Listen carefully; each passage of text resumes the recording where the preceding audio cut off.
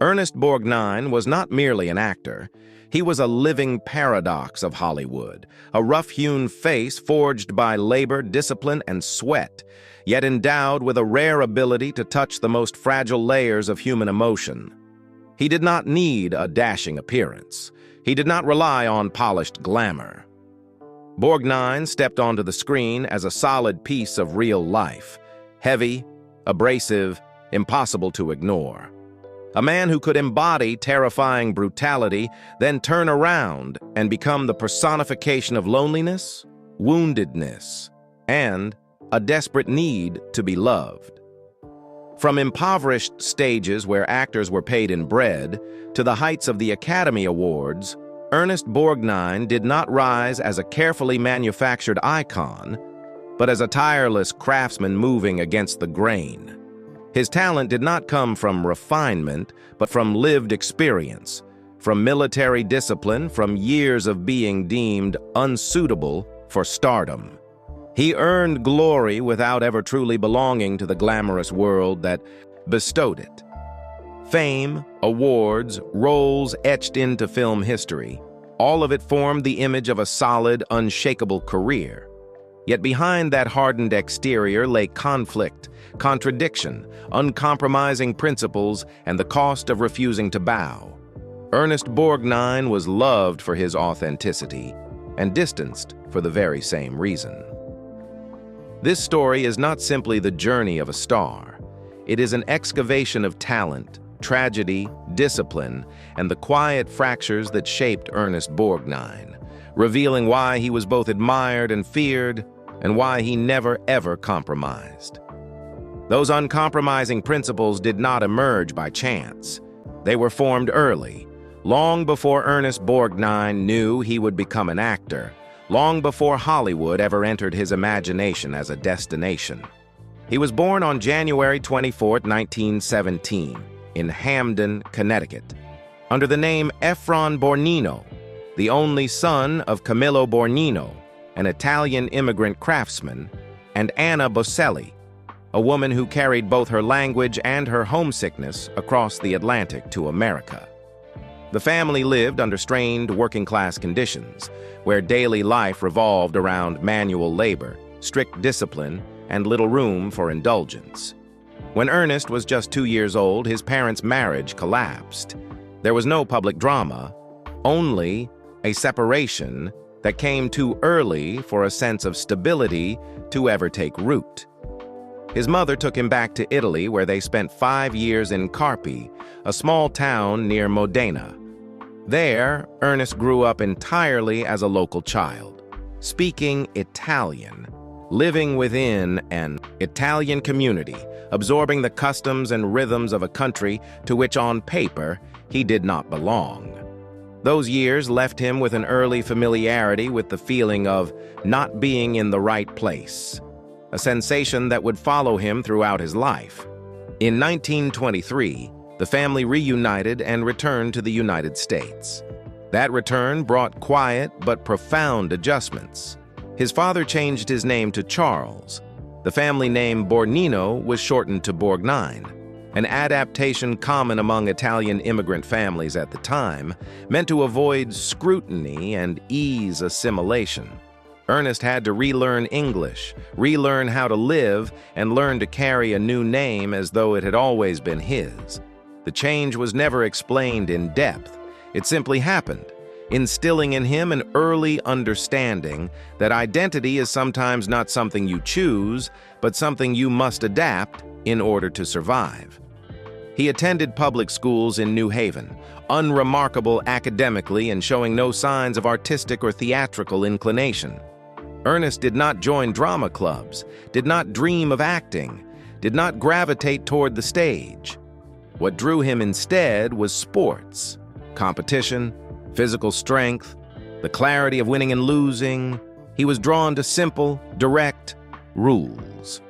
In a childhood unsettled by relocation, renamed identities, and shifting languages, physical discipline became the only reliable source of control. From that foundation, Ernest Borgnine entered adulthood not with the ambitions of an artist, but with the mindset of someone accustomed to endurance, adaptation, and the absence of special favors.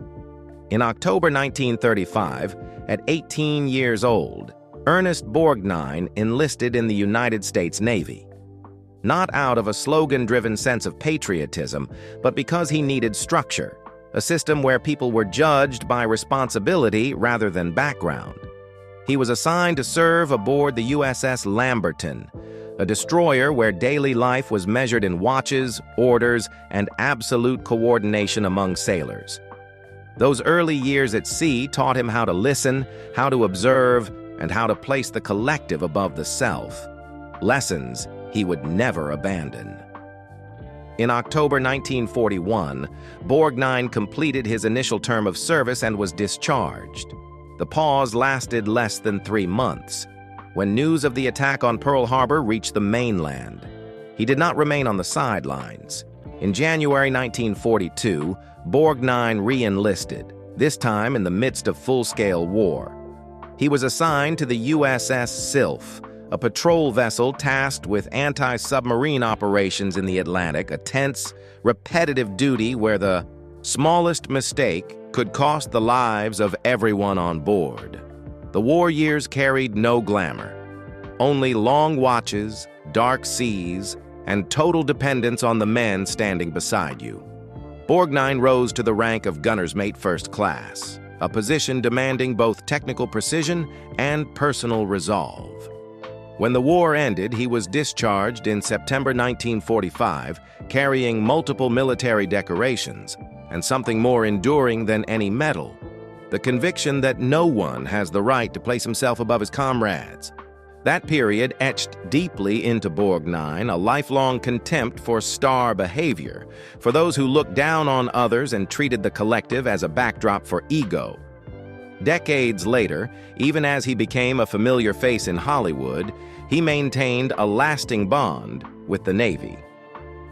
In 1997, Ernest Borgnine was awarded the Navy Memorial Lone Sailor Award, an honor not granted for fame, but for a man who never abandoned the spirit of a sailor, who once stood watch beside his crew during the harshest years of his life.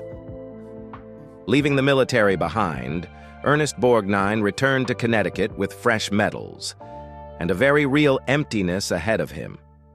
His father wanted his son to resume the stable path of the working class, and Borgnine complied.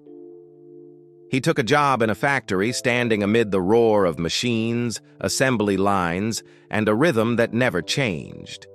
The work reassured his father, but for Borgnine, each day was indistinguishable from the last.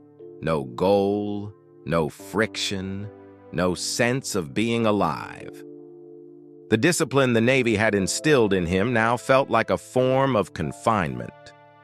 One evening, in the small kitchen, Borgnine spoke to his mother about that sense of stagnation. It wasn't a loud complaint, just a long, accumulated fatigue. She looked at her son, laughed, and tossed off a remark that sounded almost casual. He'd always liked clowning around in front of people, so why not try making money from it? It didn't resemble an artistic manifesto, but it opened an exit. Borgnine began to consider acting as a practical possibility, not a fantasy. He enrolled at the Randall School of Drama in Hartford, then left New England to join the Barter Theater in Virginia. There, pay didn't come as cash, but as food. By day, Borgnine painted sets, patched costumes, cleaned toilets. By night, he stepped onto the stage to perform. Once, in the middle of a show, he had to chase a chicken that bolted from the stage straight into the audience. There was no script for that disruption. Borgnine was forced to improvise, to hold the rhythm, keep the audience with him. That moment of chaos taught him how to turn disorder into entertainment. At the Barter Theater, he worked alongside young faces like Gregory Peck and Patricia Neal, watching, learning, and hardening his craft through harsh reality. A role in The Glass Menagerie brought him notice and opened the path to Broadway. In 1949, Borgnine appeared in Harvey, performing 1,675 consecutive shows, standing beside James Stewart night after night, and learning the profession without formal instruction, by observing, absorbing, and grinding himself down under the stage lights. Years of relentless stage work forged Borgnine's confidence before live audiences, but when he moved into television in the early 1950s, he was thrown into an entirely different world.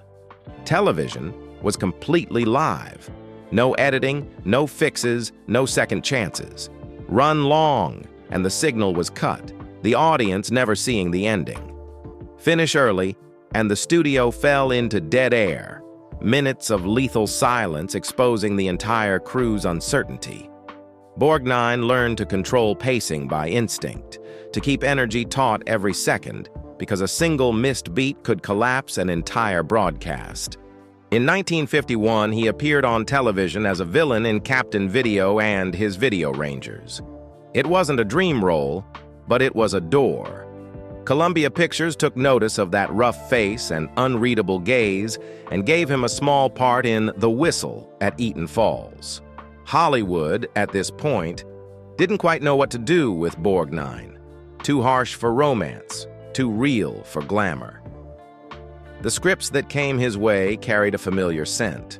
Thugs, bullies, men who made others uneasy. Hollywood's uncertainty about Ernest Borgnine truly came into focus in 1953, when he was cast as Sergeant Fatso Judson in From Here to Eternity. This was no ordinary antagonist designed to spark conflict and then disappear. Judson embodied brute power within the military, a man who didn't need to shout, yet was ruthless enough to crush others through a cold, systemic cruelty. Borgnine understood this instinctively. He didn't play Judson in a performative sense. He set out to become him. In the days, before key shoots, Borgnine isolated himself from the group, limited interaction, kept his body and mind in a constant state of tension, as if denying himself any path back to comfort. The scene in which Judson beats Frank Sinatra's character to death was not only physically demanding, it was a psychological trial for everyone present. Sinatra, then striving to re-establish himself as a serious actor, initially regarded Borgnine, a still unfamiliar face on the big screen, with skepticism. But once the camera rolled, Borgnine's immersion created an atmosphere so suffocating that distance crept in beyond the frame. After that scene, Sinatra avoided him for weeks, not out of hostility, but from the discomfort of confronting an energy that felt too real. Others on the set kept an invisible boundary as well, because Judson seemed not to leave Borgnine even after the director called cut. The role's impact lingered longer than expected. Borgnine suffered nightmares for months, replaying violent moments as if his body hadn't yet accepted that it was all cinema. Audiences outside the theater had no such distance. Threatening letters arrived, anger aimed squarely at the man, not the character. One anecdote spread quickly. Late one night buying pizza, Borgnine was stopped by police and issued a ticket after a caustic joke about the man who killed Frank Sinatra. From Here to Eternity became one of 1953's major successes, winning multiple Academy Awards and securing its place in American film history. For Borgnine, the film flung open the door to fame while simultaneously locking him into the image of the villain, a place where every step forward in his career carried heavy psychological pressure, and every recognition only deepened the feeling of being misunderstood. Before the pressure from Here to Eternity had time to subside, an opportunity that seemed almost improbable opened up, unexpectedly and against all assumptions. In 1955, Marty emerged as a modest project amid Hollywood spectacle, a budget of roughly $343,000, no box office stars, no safe formula. Director Delbert Mann initially had Rod Steiger in mind, who had played Marty in the earlier television version. Ernest Borgnine wasn't even on the list. His villain image still weighed heavily after Judson. Everything shifted because of a chance encounter at a Hollywood party. Borgnine chatted, joked, and revealed a warmth the screen had never allowed him to show. The director decided to give him an audition. It took place under unfavorable circumstances. Borgnine was in the middle of shooting Bad Day at Black Rock, fresh off a Western set, still carrying a cowboy cadence.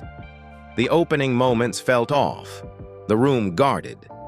He stopped, recalibrated, stripped away the residue of the previous role. When the scene arrived opposite Marty's mother, where Marty confesses his insecurity about his appearance and his longing to be loved, the air changed. The emotion flowed naturally, unadorned, to the point that those reading across from him couldn't hold back tears. It wasn't performance, it was identification.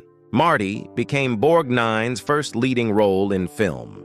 When the movie premiered, the response exceeded expectations. An ordinary story, a slow rhythm, yet perfectly attuned to the audience's emotional pulse.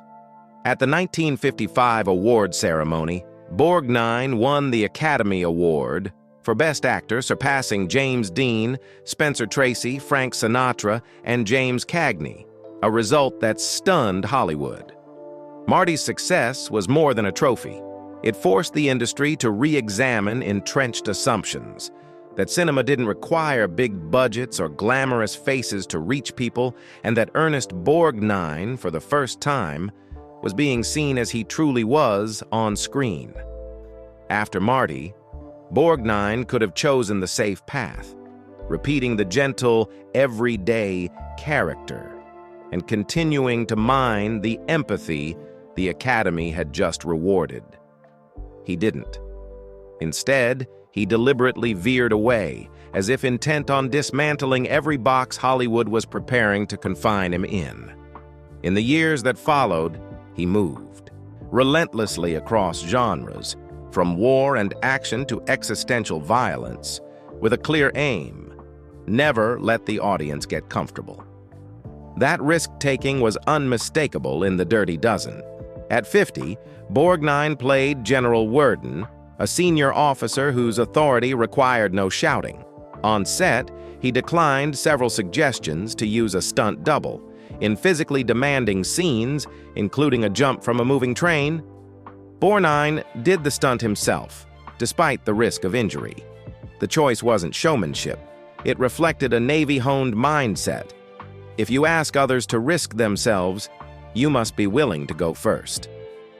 The film became a box office phenomenon, earning far beyond expectations and cementing Borgnine's standing as a dependable anchor for large projects without reliance on glamour. 2 years later, he went deeper into darkness with The Wild Bunch. Dutch Engstrom had no clear moral boundaries. Brutal yet loyal, violent yet bound by a warped sense of brotherhood. In a prolonged shootout, Borgnine let the character laugh maniacally amid the gunfire, a laugh not meant to shock, but to expose an inner collapse. The scene haunted him for years, not because of audience reaction, but because it felt like touching something profoundly real about human violence. The Wild Bunch provoked fierce controversy upon release, yet was quickly recognized as a cinematic landmark, with Borgnine inseparable from that turning point. Through these roles, Borgnine proved 3 things Hollywood couldn't deny. His physical endurance could withstand punishing demands. His resolve was strong enough not to retreat from risk, and most importantly, his capacity for transformation was deep enough that no role repeated another. These choices didn't bring comfort. They brought tension, injuries, and sleepless nights. But it was precisely that unease that kept Borgnine moving forward, refusing to let him stand still in the glow of the fame he had just earned. After his Oscar peak, Ernest Borgnine regarded television with suspicion. To him, the small screen was a fleeting trend, incapable of carrying the depth that cinema had just granted him. When the offer for The Real McCoys arrived, Borgnine refused outright. He believed the future belonged to movie theaters, while television was merely a temporary retreat, a choice for those who no longer had a place in film. That belief was so firm, he didn't hesitate, even though the role promised weekly access to millions of American households. That conviction began to crack in an ordinary, almost trivial moment. The doorbell rang. A teenage candy salesman stood on the porch. They chatted for a few minutes. The boy easily recognized names like James Arness or Richard Boone, faces ingrained by television. But when Borgnine introduced himself, the response was only a vague familiarity. No insult, just a cold absence. Borgnine grasped the uncomfortable truth. He was still respected in movie theaters, but he was quietly fading from the world of younger audiences, where television shaped first memories. Not long after, McHale's Navy appeared.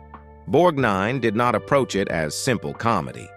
He poured his full decade of Navy experience into Letty Kim Dr. Quentin McHale, a surface laziness masking iron discipline, camaraderie placed above rigid command. The character worked because it was grounded in truth. The series ran 4 seasons, 138 episodes, became a Saturday night ritual for millions of families, and carried Borgnine back into the center of popular culture in a way he had never anticipated. Amid that momentum, disaster struck. A pyrotechnic device detonated prematurely, flames scorching Borgnine's face and hands. Filming halted for 3 weeks. When he returned, he didn't slow down. If anything, the intensity increased, as though he refused to let the audience glimpse vulnerability. That season earned him an Emmy nomination, recognition for a role that appeared light but was built on survival-grade discipline. Even McHale's unconventional problem-solving spilled into real life, becoming the oft-cited anecdote Operation McHale within the military, where creative improvisation was discussed as a tactical asset. Television, the medium Borgnine once dismissed, had now etched his name into iconography. As many of his contemporaries stepped back, Borgnine chose to accelerate. In the early 1980s, he entered Airwolf as Dominic Santini, a witty, seasoned Italian ex-pilot whose easy humor carried the weight of war and engineering. At 67, he didn't play a sidelined elder advisor. Borgnine performed many of his own stunts, keeping his body in sync with the punishing pace of an action series. In 1985, during a tense shoot, a helicopter lost control and crashed near where he stood, close enough for rotor wash to lash his body. No theatrics followed, just a moment of confronting the thin line between craft and mortality, a line he had long learned to face directly from the Navy to the set. After Airwolf, instead of slowing down, Borgnine made a surprising turn into animation. The opportunity arrived simply, almost offhandedly. At a charity event in the late 1990s, he read a few hastily scribbled lines on a paper napkin and instantly caught the rhythm of self-mocking humor. Thus, SpongeBob SquarePants gained Mermaid Man, a retired superhero, clumsy yet proud, whose laughter concealed memories of heroism and the reality of aging. Borgnine breathed himself into the role, resilient, unpleading, unafraid of self-parody. He appeared in 17 episodes over 13 years, letting that voice grow alongside a new generation of viewers. What stands out isn't the episode count, but the cadence of work. Borgnine entered the recording booth with a veteran soldier's discipline and the curiosity of someone still eager to discover. His final recording session took place just 2 weeks before his death. The voice remained steady, the comic timing intact.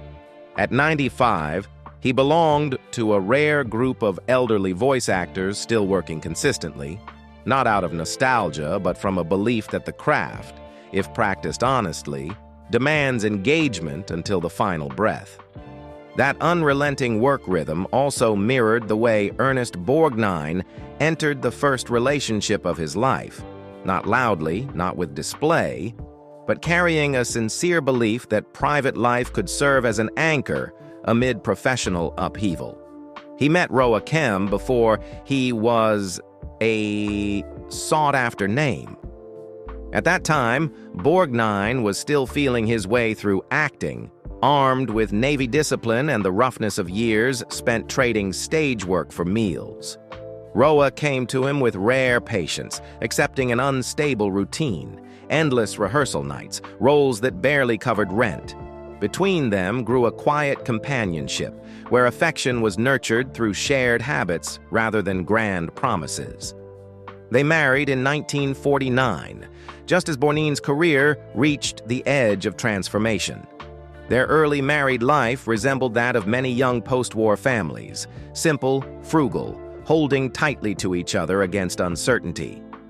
In 1952, their daughter Nancy was born, giving Borgnine a new sense of responsibility, deeper even than professional discipline. The small family became his emotional refuge during years when he was constantly moving between film sets, live television, and roles that had yet to solidify his screen identity. Pressure began to accumulate as his ascent accelerated too quickly. Dense shooting schedules pulled Borgnine away from home for longer stretches. His presence in family life was gradually replaced by travel and empty nights. Roa carried most of the daily rhythm, while the man she loved was swept into the machinery of newly opened fame. Distance did not arrive through dramatic conflict, but through sustained fatigue, conversations growing shorter, priorities slipping out of sync. As the professional spotlight brightened, shadows thickened in their shared life. The marriage ended in 1958. There was no scandal, no public recrimination, only the hard truth that a love forged in scarcity could not withstand the brutal tempo of success. Borgnine remained close to his daughter, but the fracture of that first separation left him with a quiet sense of loss, one that would continue to shape how he entered and exited later relationships, as his career consistently ran one step ahead of his heart. The void left by his first marriage did not draw Borgnine toward calm. Instead, it pulled him into relationships of greater intensity, as though only powerful emotion could match his accelerating pace of life. It was in this context that he met Katie Jurado, a woman utterly unlike Roa Kem. Jurado was already a star, known for her fierce beauty and combustible presence. She entered rooms with the confidence of someone who asked permission from no one. The attraction between them arose from collision rather than similarity. Two strong personalities, two fully formed egos, two people accustomed to living amid lights and noise. After the clashes that left a bitter aftertaste, Borgnine found himself drawn toward another extreme of the entertainment world. One where the ego was not only strong, but had been fed by spotlight for decades. That was when he met Ethel Merman, the queen of Broadway, whose voice could overpower an entire orchestra and whose personality refused to stand behind anyone. Their meeting carried both admiration and challenge. Two stars accustomed to being heard, to being the center, to entering a room with the certainty that they belonged there. The initial attraction was swift and intense. Borgnine was swept up by Merman's stage energy. She, in turn, saw in him a raw, masculine force that did not bend to Hollywood's social codes. They married in 1964, to public surprise and curiosity alike. On paper, it was a union of two icons. In daily life, it quickly became a series of collisions between two lives unwilling to slow down. With no children to form a shared axis, their common space, filled with schedules, admirers, expectations, and an unspoken rivalry over who occupied the brighter light.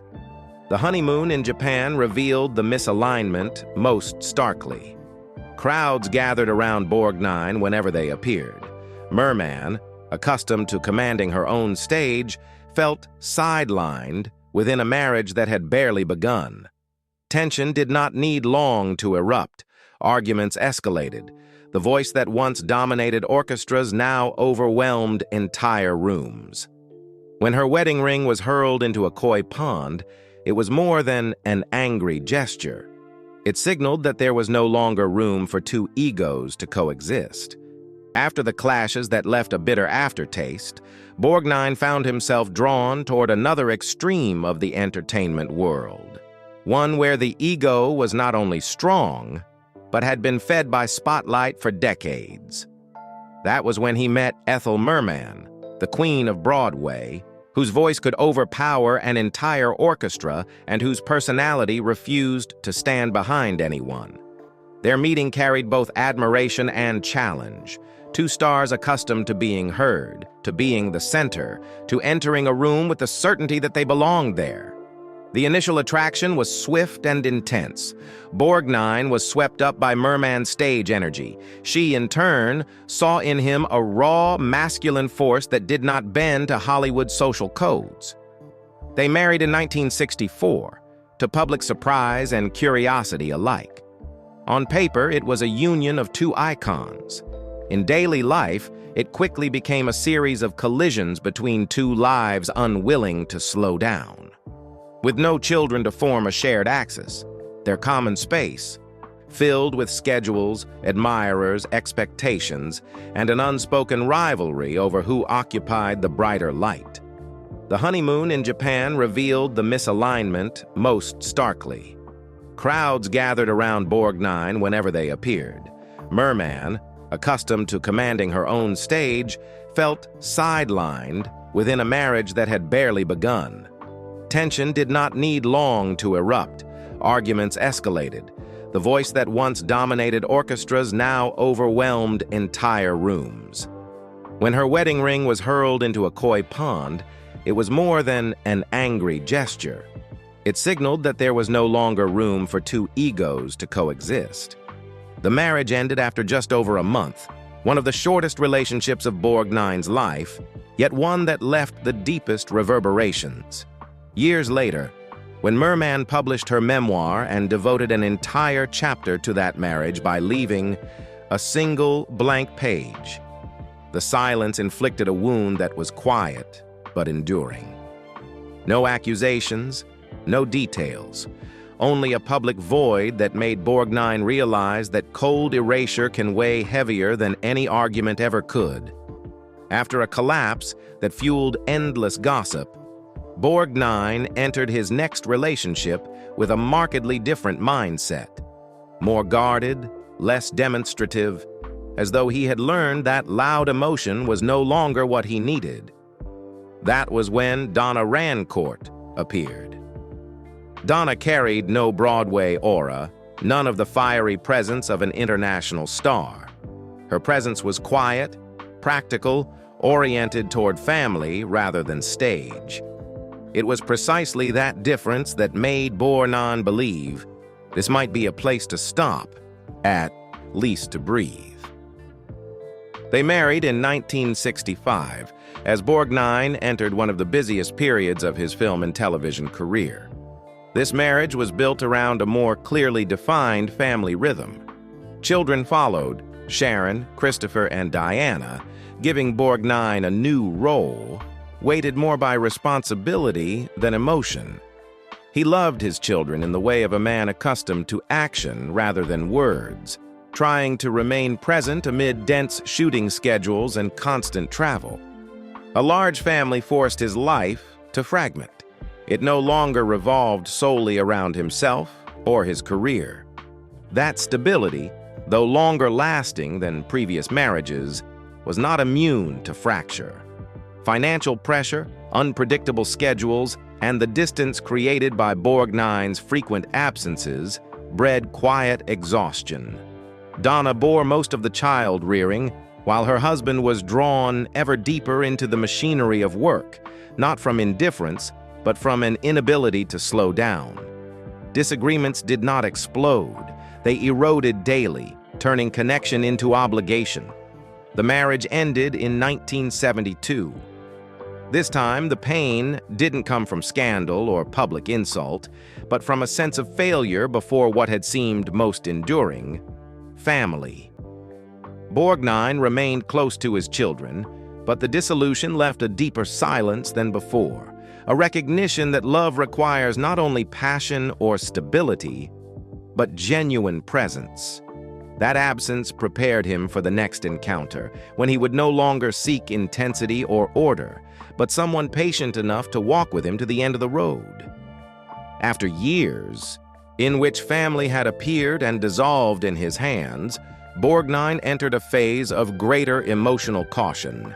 He no longer rushed into relationships out of momentum or the need to fill a void. It was in that state that he met Tova in Las Vegas in the early 1970s. Tova brought something entirely different from the women before her: calm, careful observation, and immunity to fame. She understood Borgnine's complicated romantic history and maintained a necessary distance, more a test than a rejection. That forced Borgnine to slow down, to practice patience, something he had rarely done in his private life. Their relationship formed through steady rhythm, conversations without performance, appearances without display. When they married in 1973, Borgnine was a man who had lived through enough collisions to understand the value of endurance. Tova did not enter his life to control or repair him, but to walk alongside him. She built her own career in cosmetics, creating an empire of her own, while Borgnine, perhaps for the first time, learned to stand beside another person's success without feeling threatened. That independence created a rare equilibrium in his life. Their marriage was not without challenges. Grueling schedules still pulled Borgnine away. Age imposed new limits. Memories of past fractures sometimes resurfaced. Tova did not erase that past. She accepted it as part of who he was. With no children together, they built family in another sense. Steady presence, shared routines of care, the ability to listen without needing to win. Borgnine appeared in promotional campaigns for his wife's brand with self-deprecating humor, revealing a man no longer compelled to prove masculinity or authority. In his final years, as Borgnine's health declined, the nature of that relationship became unmistakably clear. Tova stood beside him through hospital stays, surgeries, and days when he no longer had the strength for sets or recording booths. Borgnine continued working almost until the very end, partly out of discipline, partly from the joy of living truthfully within his craft, and partly because he had someone strong enough to hold the rhythm of ordinary life while he stepped away from the lights. Tova's steady presence in his private life ran parallel to an unchanging choice in Ernest Borgnine's professional life. He rejected the very idea of retirement. In his later years, he continued to appear regularly on camera and in recording booths, treating work as a familiar breath rather than an obligation. Age slowed his body, not his discipline. He entered every project with the same attitude that had followed him from the Navy to the stage: arrive on time, know the lines, respect the crew, never claim star privileges. Younger audiences recognized him through a warm voice and self-aware comic timing. Older audiences saw a face that remained direct, never softened to court the era. Health gradually became a tangible limit. Surgeries and medical checkups appeared more frequently in his schedule, but Borgnine refused to let them define him. He kept accepting work, choosing roles within his strength, maintaining structure in his days. Something he believed helped people stay upright when the body began to betray them. Tova was there, neither restraining nor pushing. She held the rhythm of everyday life so he could hold the rhythm of his craft. 2 weeks before his death, Borgnine still walked into a recording booth for his final session. His voice was no longer as sharp, but the timing never slipped. He finished the work as a matter of ethical habit, then went home. In late June 2012, his condition worsened rapidly. Borgnine was hospitalized following a recent surgery. The days that followed passed quietly, without display or announcement. On the morning of July 8, 2012, he died of kidney failure at the age of 95. Tova held his hand in his final moment, just as she had held the shared rhythm of their life for nearly 4 decades. There were no lights, no stage, only a life closing in the simplest way possible, with the presence of someone who had walked beside him long enough to understand that labor, discipline, and loyalty to the craft had become his identity to his final breath. His passing did not close Ernest Borgnine in the usual sense. It clarified what he left behind. His legacy does not reside in a single image, but in an enduring presence across every space of popular art. From stages where roles were earned in exchange for meals, to movie theaters where he made audiences both fear and empathize, to American living rooms through television, and finally to recording booths where an aging voice still held a new generation. At every point of contact, Borgnine carried the same standard: serious work, respect for the collective, no concessions to star behavior. His influence is evident in how Hollywood came to view the character actor. Borgnine proved that ideal looks or glamorous origins were not prerequisites for becoming the emotional center of a story. He opened doors for imperfect faces, for ordinary lives to occupy leading positions, and left behind a quiet lesson. Humanity, when fully embodied in performance, carries more weight than any layer of glamour. His fluid movement between film and television also helped dismantle a decades-old prejudice that the small screen was a lesser choice. On the contrary, Borgnine showed that art lies in the level of commitment, not the size of the frame. The complexity of his private relationships did not dim his professional image. It revealed the cost of a life that refused to slow down. He failed in multiple marriages before finding durability, and those collisions reflected a man who learned slowly, but learned honestly. At the end of the road, what remained was not a list of awards or the number of roles, but a consistent way of living. Work to the end, take responsibility for one's choices, refuse to blame the times. Borgnine's legacy is therefore quiet. It lives in the memories of young actors he treated as equals, in the respect of crew members behind the camera, and in the sense of familiarity felt by audiences who grew up with him over decades. A man who never tried to become a legend, yet through discipline, stubbornness, and loyalty to his craft, left a mark deep enough that time cannot erase it. What made Ernest Borgnine different was not that he lived to 95, but that he carried the sincerity of an ordinary man through nearly a century in an industry that encourages artists to wear masks. He understood violence, loneliness, failure, and hurt, not in theory, but through every role, every broken marriage, every real-life misunderstanding. Yet he did not allow those experiences to turn him bitter or contemptuous of people. He played brutal villains so convincingly that audiences sent death threats, then stepped into real life with the kindness of a soldier who valued comrades over ego. Perhaps that is why America never saw Borgnine as a distant legend, but as a familiar face, one who reminded them that toughness does not mean emotional coldness. Today, when people speak of Ernest Borgnine, they do not remember only Marty, From Here to Eternity, The Dirty Dozen, or McHale's Navy. They remember a man who never considered himself bigger than the collective, an actor who moved from tragedy to comedy, from cinema to television, from an Oscar-winning lead to an animated voice for children, without ever losing professional dignity. He lived each phase with unshowy discipline, unadorned labor, and loyalty to his work until his final breath. That is rare, fragile, and beautiful in a way no gold statue could ever measure. If you ever felt your throat tighten at Marty's gaze, laughed with McHale, or sensed unexpected warmth in a rough-hewn face, offer a quiet salute to Ernest Borgnine.